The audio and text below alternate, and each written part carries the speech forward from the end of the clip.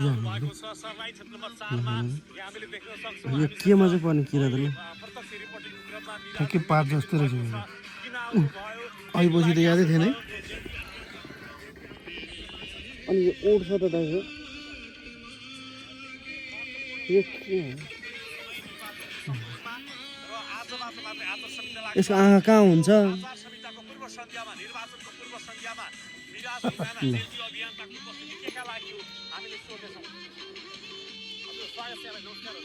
यसलाई त किरा भनेर त कसैले सोध्दै है